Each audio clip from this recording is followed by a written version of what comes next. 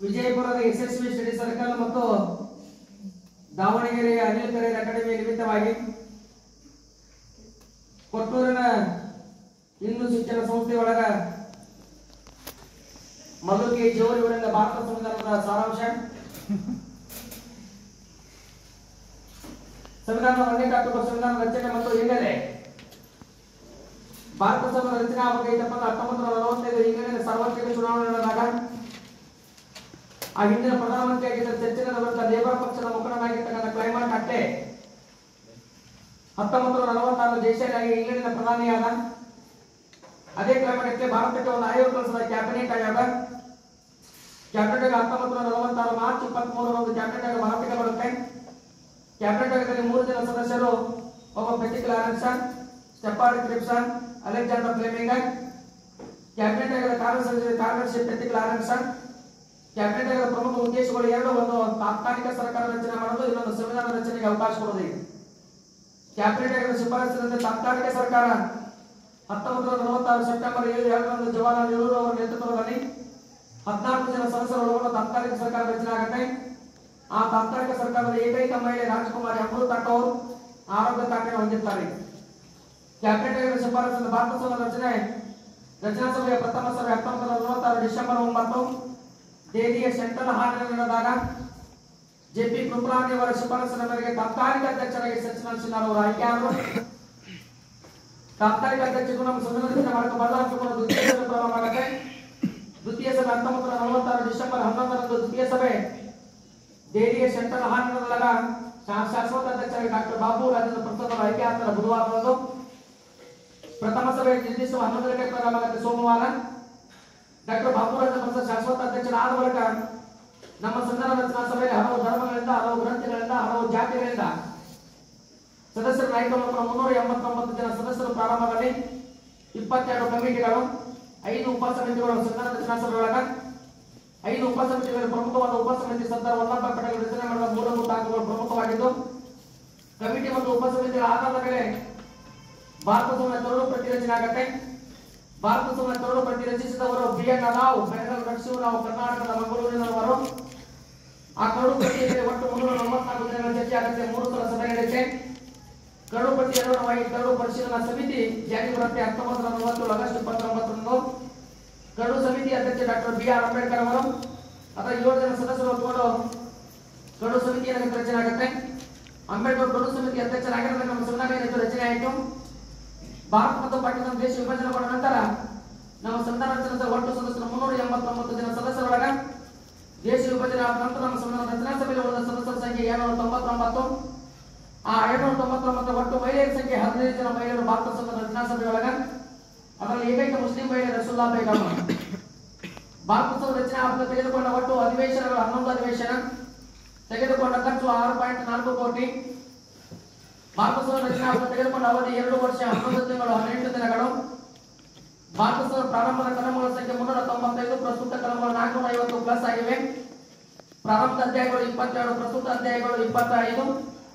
ಪ್ರಾರಂಭದ ಅನುಸೂಚಿ 18 ಅದರ ಪ್ರಸ್ತುತ ಅನುಸೂಚಿಗಳು 12 ಇನ್ನು 2ನೇ ತರಗತಿ ಪೂರ್ವ ಪೀಠಿಕೆ ಭಾರತ ಸಂವಿಧಾನ ಪೂರ್ವ ಪೀಠಿಕೆ ಅಮೆರಿಕ ಸಂವಿಧಾನ ಎರವಲಾಗಿ ಪಡೆದುಕೊಂಡಿದ್ದು ನಮ್ಮ ಪೂರ್ವ ಪೀಠಿಕೆ ಪ್ರಸ್ತಾವನೆ ಪ್ರಿಯಾಂಬಲ್ ಅನ್ನು ಕರೀತಾರೆ ಈಗ ಪೂರ್ವ ಪೀಠಿಕೆ ಸಂವಿಧಾನಕ್ಕೆ ಬೇಕಾಗಿರುವ 1946 ಡಿಸೆಂಬರ್ 13 ಜವಾಹರಲಾಲ್ ನೆಹರು ಅವರ ಉದ್ದೇಶಗಳನ್ನು ಮಂಡಿಸಿದ್ದಕ್ಕಾಗಿ ಆ ಪೂರ್ವ ಪೀಠಿಕೆ ಸಂವಿಧಾನ ಭಾಗವಾಗಿ 1947 ಜನವರಿ 22 ಸೇರ್ಪಡೆ ಆಗುತ್ತೆ ಆ ಸೇರ್ಪಡೆಗೊಂಡ ಪೂರ್ವ ಪೀಠಿಕೆ ಸಂವಿಧಾನ ಸಂಕ್ಷಿಪ್ತ ವಿವರಣೆ ಒಳಗೊಂಡು ಬಾತುಕೊಂಡು ಇದಕ್ಕೆ ಸಂವಿಧಾನದ ದರ್ಪಣ ಕನ್ನಡಿ ಮುನ್ನುಡಿ ಜಾತಕ ಎಂದು ಕನ್ನಡಕ್ಕೆ ಮುನ್ಸಿ ಇದಕ್ಕೆ ನಿಘಂಟು ಆತ್ಮ ಒಡವೆ ಹಲವಾರು ವ್ಯಕ್ತಿಗಳ ಹೆಸರಿನಿಂದ ಕರೀತಾರೆ ಪೂರ್ವ ಪೀಠಿಕೆಗೆ ಹಾಗೆ ಈ ಪೂರ್ವ ಪೀಠಿಕೆ ಭಾರತದ ಪ್ರಜೆಗಳಾದ ನಾವು ಎಂಬ ಪದದಿಂದ ಸಂವಿಧಾನ ಪೂರ್ವ ಪೀಠಿಕೆ ಪ್ರಾರಂಭವಾಗಿದೆ ಹಾಗೆ ಭಾರತ ಒಂದು ಗಣರಾಜ್ಯ ರಾಷ್ಟ್ರ ನಮ್ಮ ದೇಶಕ್ಕೆ ಗಣರಾಜ್ಯ ರಾಷ್ಟ್ರ ಅಂತ ಕರಿಬೇಕಾಗಿತ್ತಪ್ಪ ಅಂತ ಪ್ರಥಮ ಪ್ರಜೆಯಾದ ರಾಷ್ಟ್ರಪತಿಯನ್ನ ಚುನಾವಣಾ ಮೂಲಕ ಆಯ್ಕೆ ಮಾಡುವ ಪದ್ಧತಿ ಹೊಂದಿದ್ರೆ ಆ ದೇಶಕ್ಕೆ ಗಣರಾಜ್ಯ ರಾಷ್ಟ್ರ ಅಂತ ಕರಿತೇವೆ ನಾವು ನಮ್ಮ ಚುನಾವಣೆಗಳು 2 ಪ್ರಕ್ರಿಯೆಗಳು ಒಂದು ಪರೋಕ್ಷ ಇನ್ನೊಂದು ಒಂದು ಪ್ರತ್ಯಕ್ಷ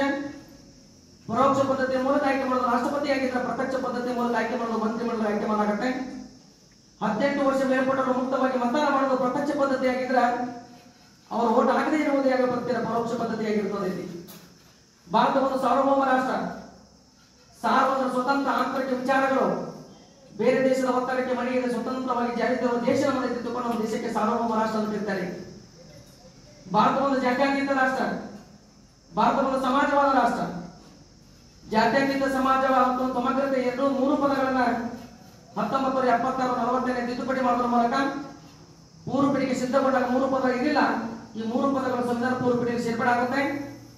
ಹಾಗೆ ಈ ಸೇರ್ಪಡೆಗೊಂಡ ವರ್ಷ 1976-40ನೇ ತಿದ್ದುಪಡಿ ಆಗಿನ ಪ್ರಧಾನಮಂತ್ರಿ ಇಂದಿರಾ ಗಾಂಧಿ, ರಾಷ್ಟ್ರಪತಿ ಫಕ್ರುದ್ದೀನ್ ಅಲಿ ಅಹಮದ್. ಹಾಗೆ ಭಾರತ ಒಂದು ಸ್ವಾತಂತ್ರ್ಯ, ಸಮಾನತೆ, ಸಹೋದರತ್ವ, ಭ್ರಾತೃತ್ವ, ಸರಿಸಮಾನ ನೀಡಬಹುದು ಸಾಮಾಜಿಕ ನ್ಯಾಯ ಕರ್ತಾರೆ. ಸ್ವಾತಂತ್ರ್ಯ, ಸಮಾನತೆ, ಭ್ರಾತೃತ್ವ ಮೂರು ಪದಗಳು ಫ್ರಾನ್ಸ್ ಸಂವಿಧಾನದ ಎರವಲಾಪಡಬೇಕ. ಸ್ವಾತಂತ್ರ್ಯ, ಸಮಾನತೆ, ಭ್ರಾತೃತ್ವ ಜಗತ್ತಿಗೆ ತೋರಿಸಿಕೊಟ್ಟ ವ್ಯಕ್ತಿ ಯಾರು? ರೂಸೋ. ಆತನ ಕೃತಿ ಒಂದು ಸಾಮಾಜಿಕ ಒಪ್ಪಂದ ಕೃತಿ. ಸಮಾಜವಾದ ಎಂಬ ಪದವನ್ನ ರಷ್ಯಾ ಸಂವಿಧಾನದ ಎರವಲಾಪಡಬೇಕ. ಸಮಾಜವಾದ ಜಗತ್ತಿಗೆ ತೋರಿಸಿಕೊಟ್ಟ ವ್ಯಕ್ತಿ ಯಾರು? ಪಕ್ಷ ಕಾರ್ಲ್ ಮಾರ್ಕ್ಸ್. ಅದಕ್ಕೆ ಸಮಾಜವಾದ ಪಿತಾಮಹ ಕರ್ತರ ಕಾರ್ಲ್ ಮಾರ್ಕ್ಸ್. ಸಮಾನ ಕೆಲಸಕ್ಕೆ ಸಮಾನ ವೇತನ ಆರ್ಥಿಕ ನ್ಯಾಯ ಆಗಿದ್ರೆ ಇನ್ನು ರಾಜಕೀಯ ನ್ಯಾಯ ಒಳಗೆ ಬರ್ತಕ್ಕಂಥ ಭಾಗ.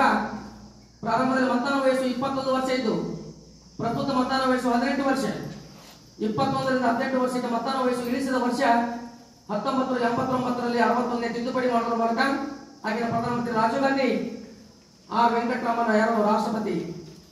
ಪ್ರಸ್ತುತ ಮತದಾನ ಹಕ್ಕು 18 ವರ್ಷ.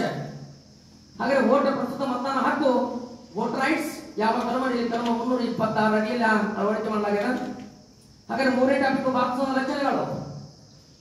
ಸರ್, ಭಾರತದ ರಚನೆ ಒಂದನೇ ರಚನೆ ದೀರ್ಘ ಮತ್ತು ಲಿಖಿತ ಸಂವಿಧಾನ. ನಮ್ಮ ಸಂವಿಧಾನ ಲಿಖಿತ ರೂಪದಲ್ಲಿ ದೀರ್ಘವಾಗಿದೆ. ದೀರ್ಘ ಬೇರೆ ಬೇರೆ ಸಂವಿಧಾನದಿಂದ ಹಲವಾರು ವಿಷಯಗಳನ್ನು ಎರವಲಾಯಿಸಿಕೊಳ್ಳಬೇಕು. ಒಂದೇ ಒಂದು ಕೊಡದಾಗ ದೀರ್ಘ ಮತ್ತು ಲಿಖಿತ ಉಲ್ಲೇಖ ಮಾಡ್ತೀನಿ. ಈಗ ಒಂದೇದು ಪ್ರಿಯ ಸಭಾ, ಎರಡನೇದು ಅಮೂಲವು ಸುಪ್ರೀಂ ನ್ಯಾಯ, 3 ರಮೂಲಕ, 4 ಜನಾತುಪ್ಪ, 5 ಕೆಕೆ ದತ್ತಿ ಐನಿ ಆಸ. ಯಾವ್ಯಾವ ಸಂಬಂಧ ಎರವಲಾಯಿಸಿಕೊಳ್ಳೋದಕ್ಕೆ ಒಂದೇ ಒಂದು ಕೋಡ್ದಾಗ ಇಟ್ಟಿನಿ. ನೆಕ್ಸ್ಟ್ ಎರಡನೇದು ಭಾರತ ಒಂದು ಸಂಸದೀಯ ಪದ್ಧತಿ ಸರ್ಕಾರ.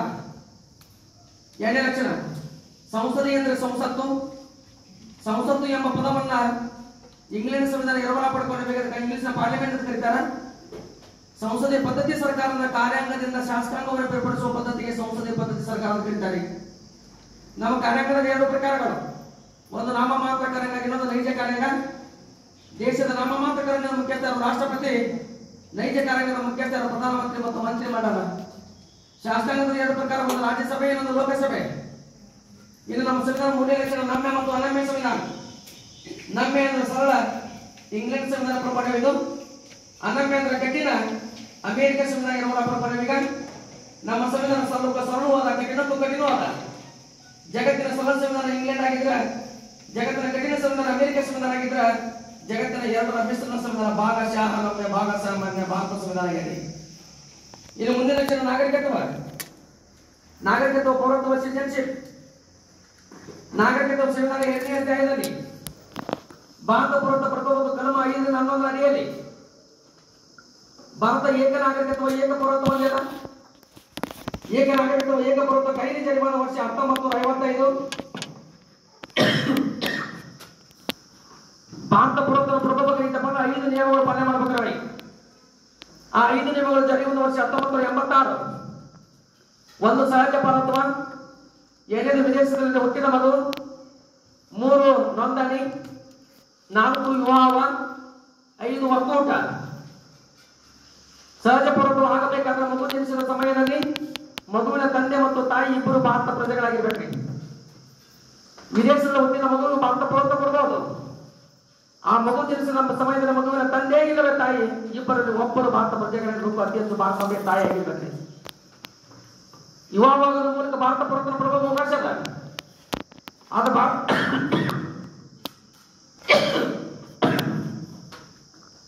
ಭಾರತ ಏನಿರಬೇಕು, ಹೆಣ್ಣು ಮಗಳಾಗಿರ್ಬೇಕು.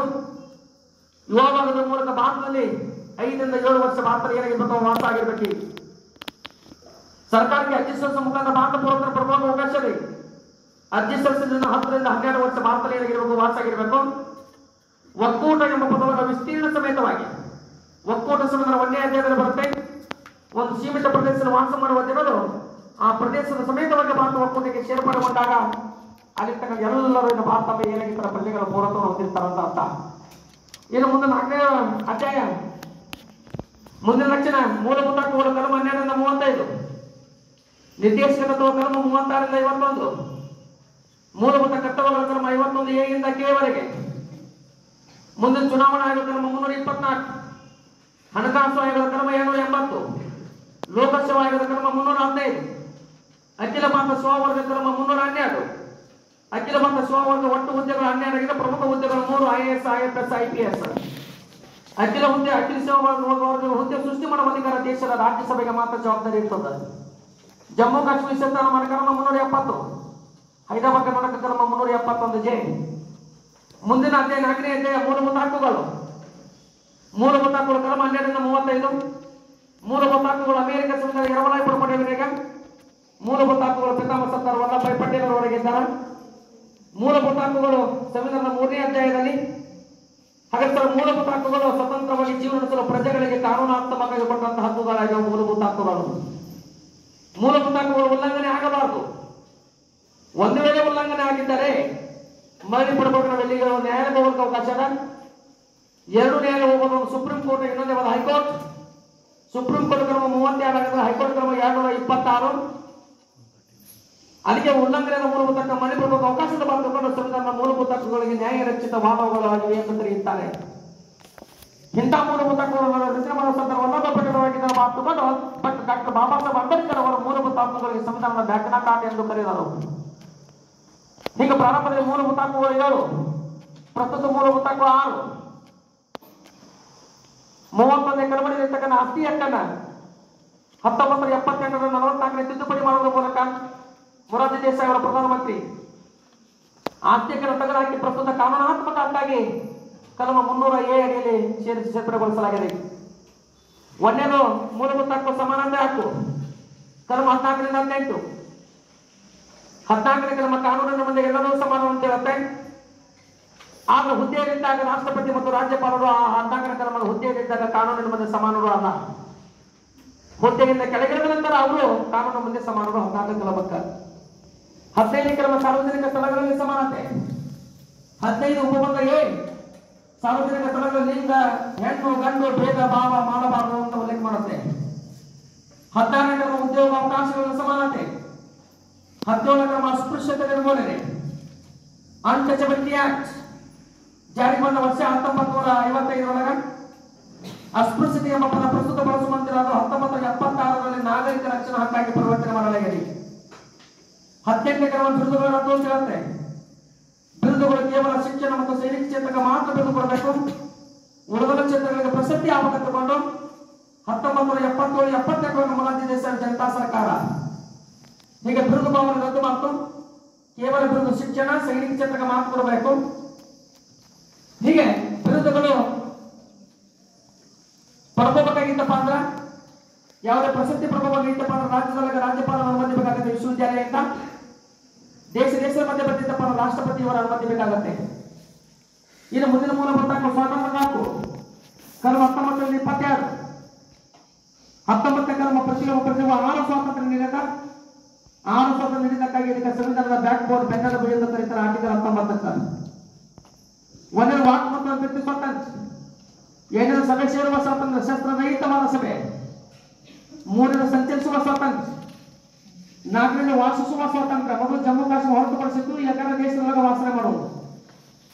ನೆಕ್ಸ್ಟ್ 5ನೇದು ಉದ್ಯೋಗ ಅವಕಾಶ ಸ್ವಾತಂತ್ರ್ಯ. ತನ್ನ ಕುಟುಂಬ ಜೀವನ ಸಾಗಿಸುವ ಸಲುವಾಗಿ ಯಾವುದೇ ಸ್ವತಂತ್ರ ಉದ್ಯೋಗ ಮಾಡಬಹುದು. ನೆಕ್ಸ್ಟ್ 6ನೇದು ಸಂಘ ಸಂಸ್ಥೆ ಸ್ಥಾಪಿಸುವ ಸ್ವಾತಂತ್ರ್ಯ. ಯಾವುದೇ ವ್ಯಕ್ತಿ ಹೆಸರಿನಾಗ ಯಾವುದೇ ಸಂಘವನ್ನು ಸ್ವತಂತ್ರ ಸ್ಥಾಪಿಸಲು ಅವಕಾಶ ಕೊಟ್ಟದ. 19ನೇ ಆರ್ಟಿಕಲ್ 6 ಸ್ವಾತಂತ್ರ್ಯಕ್ಕಾಗಿ ಸುಲ್ತಾನ ಬೆಂದಲ್ಲಿ ಬಂದು ಕರೆದಿರೋದು. ಕಲಮ 20 ಅಪರಾಧಿಗಳ ರಕ್ಷಣಾ ಅಂತ ಹೇಳುತ್ತೆ. ಅಪರಾಧ ಮಾಡಿದವರು ನಮ್ಮ ಸಂವಿಧಾನಕ್ಕೆ ಒಂದು ಸ್ವಾತಂತ್ರ್ಯ ಕೊಟ್ಟವರಿಗೆ. 20 ಉಪಬಂಧ ಎ 1ನೇ ಆರ್ಟಿಕಲ್ ಅಪರಾಧ ನಡೆದ ಸಮಯದಲ್ಲಿನ ಕಾನೂನನ್ವಯ ಶಿಕ್ಷೆ ಕೊಡಬೇಕವರಿಗೆ. 20 ಉಪಬಂಧ ಬಿ ಒಂದು ಅಪರಾಧಕ್ಕೆ 2 ಶಿಕ್ಷೆ ವಿಧಿಸುವಂತಿಲ್ಲ. ಅಲ್ಲೇ ಇನ್ನೊಂದು 3ನೇ ಭಾಗ ತನ್ನ ವಿರುದ್ಧ ತಾನೇ ಸಾಕ್ಷಿ ಹೇಳುವಂತೆ ಒತ್ತಾಯಿಸುವಂತೆ ಆರ್ಟಿಕಲ್ 20 ಹೇಳುತ್ತೆ. ಆರ್ಟಿಕಲ್ 21 ಜೀವಿಸುವ ಸ್ವಾತಂತ್ರ್ಯ. ಆರ್ಟಿಕಲ್ 21 ಎ ಶಿಕ್ಷಣ ಒಂದು ಮೂಲಭೂತ ಹಕ್ಕು. ಮೊದಲು 45ನೇ ಕಲಮದಿಂದ 2002ರಲ್ಲಿ 86ನೇ ತಿದ್ದುಪಡಿ ಮಾಡುವುದರ ಮೂಲಕ 6 ರಿಂದ 14 ವರ್ಷದ ಒಳಗಿನ ಮಕ್ಕಳಿಗೆ ಉಚಿತ ಕಡ್ಡಾಯ ಶಿಕ್ಷಣ ತಗೊಂಡು 21A ಕರಮನೆಯಲ್ಲಿ ಸೇರ್ಪಡೆ ಮೂಲಭೂತ ಕಾಯ್ದೆ ಸೇರ್ಪಡೆ ಮಾಡಿದ್ರು. ಆಗಿನ ಪ್ರಧಾನಮಂತ್ರಿ ಅಟಲ್ ಬಿಹಾರಿ ವಾಜಪೇಯಿ, ರಾಷ್ಟ್ರಪತಿ APJ ಅಬ್ದುಲ್ ಕಲಾಂ ಅವರು. 22ನೇ ಕ್ರಮ ಬಂಧಿಸಲ್ಪಟ್ಟ ವ್ಯಕ್ತಿ ಯಾಕು ಬಂಧನಕ್ಕೆ ಒಳಪಟ್ಟ ವ್ಯಕ್ತಿಗೂ ಕೆಲವೊಂದು ಸ್ವಾತಂತ್ರ್ಯ ಕೊಟ್ಟ ನಮ್ಮ ಸಂವಿಧಾನ. 22 ಉಪಬಂಧ A ತನ್ನ ಬಂಧನದ ವಿರುದ್ಧ ಕಾರಣ ಕೇಳುವ ಸ್ವಾತಂತ್ರ್ಯ. 22 ಉಪಬಂಧ B ಬಂಧಿಸಿದ ವ್ಯಕ್ತಿಯನ್ನು 24 ಗಂಟೆಯ ಒಳಗೆ ನ್ಯಾಯಾಧೀಶರ ಮುಂದೆ ಹಾಜರುಪಡಿಸಬೇಕು ಪ್ರಯಾಣದ ವೇಳೆಯನ್ನು ಹೊರತುಪಡಿಸಿ. ಇನ್ನೊಂದು 3ನೇ ಪಾಯಿಂಟ್, ಬಂಧನಕ್ಕೆ ಒಳಪಟ್ಟಂತ ವ್ಯಕ್ತಿಯೊಂದಿಗೆ ವಕೀಲರೊಂದಿಗೆ ಮುಕ್ತವಾಗಿ ಸಮಾಲೋಚನೆ ಮಾಡಲು ಅವಕಾಶ ಕೊಡಬೇಕು. ಇನ್ನು 3ನೇ ಮೂಲಭೂತ ಹಕ್ಕು ಶೋಷಣೆ ವಿರುದ್ಧ ಕಲಮ 23 ರಿಂದ 24. 23ನೇ ಕಲಮ ಮಹಿಳೆ ಮತ್ತು ಮಕ್ಕಳಿಗೆ ಗುಲಾಮಗಿರಿ, ಜೀತ ಪದ್ಧತಿ, ಅನೈತಿಕ ಚಟುವಟಿಕೆಯಲ್ಲಿ ಒತ್ತಾಯಪೂರ್ವಕವಾಗಿ ತೊಡಗಿಸುವಂತಿಲ್ಲ, ಶೋಷಣೆ ಮಾಡುವಂತಿಲ್ಲ. ಆರ್ಟಿಕಲ್ 23 ಮಹಿಳೆ ಮತ್ತು ಮಕ್ಕಳ ಕಲ್ಯಾಣಕ್ಕೋಸ್ಕರ ಘನ ಸರ್ಕಾರ 1956 ಮಹಿಳೆ ಮತ್ತು ಮಕ್ಕಳ ದೌರ್ಜನ್ಯ ತಡೆಗಟ್ಟುವ ಕಾಯ್ದೆ ಜಾರಿ ಬಂತು. 1961 ವರದಕ್ಷಿಣೆ ನಿಷೇಧ ಕಾಯ್ದೆ ಜಾರಿ ಬಂತು. 1976 ಜೀತ ಪದ್ಧತಿ ನಿಷೇಧ ಕಾಯ್ದೆ ಜಾರಿ ಬಂತು.